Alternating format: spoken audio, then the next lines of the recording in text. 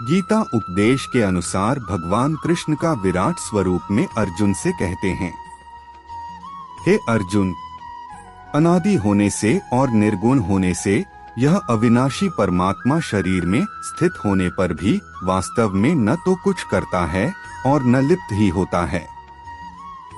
जिस प्रकार सर्वत्र व्याप्त आकाश सूक्ष्म होने के कारण लिप्त नहीं होता, वैसे ही देह में सर्वत्र स्थित आत्मा निर्गुण होने के कारण देह के गुणों से लिप्त नहीं होता।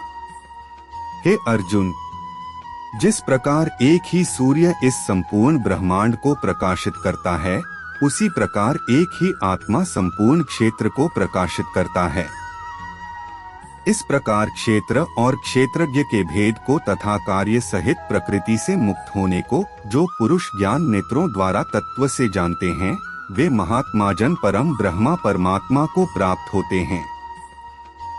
श्री भगवान बोले, ज्ञानों में भी अति उत्तम उस परम ज्ञान को मैं फिर कहूँगा, जिसको जानकर सब मुनिजन इस संसार से मुक्त होकर परम सिद्धि को प्राप्त हो गए हैं। इस ज्ञान को आश्रय करके अर्थात धारण करके मेरे स्वरूप को प्राप्त हुए पुरुष सृष्टि के आदि में पुनः उत्पन्न नहीं होते और प्रलय काल में भी व्याकुल नहीं होते। हे अर्जुन, मेरी महत ब्रह्म रूप मूल प्रकृति संपूर्ण भूतों की योनि है, अर्थात गर्भाधान का स्थान है, और मैं उस योनि में चेतन समुदाय रूप गर्भ को स्थापन करता हूँ। उस जड़ चेतन के संयोग से सब भूतों की उत्पत्ति होती है। हे अर्जुन, नाना प्रकार की सब योनियों में जितनी मूर्तियां अर्थात शरीरधारी प्राणी उत्पन्न होते हैं, प्रकृति तो उन सबकी गर्भधारण करने वाली माता है और मैं बीज को स्थापन करने वाला पिता हूँ।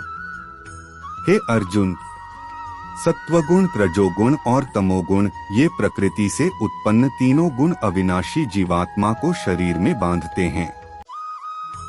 हे निष्पाप, उन तीनों गुणों में सत्वगुण तो निर्मल होने के कारण प्रकाश करने वाला और विकार रहित है।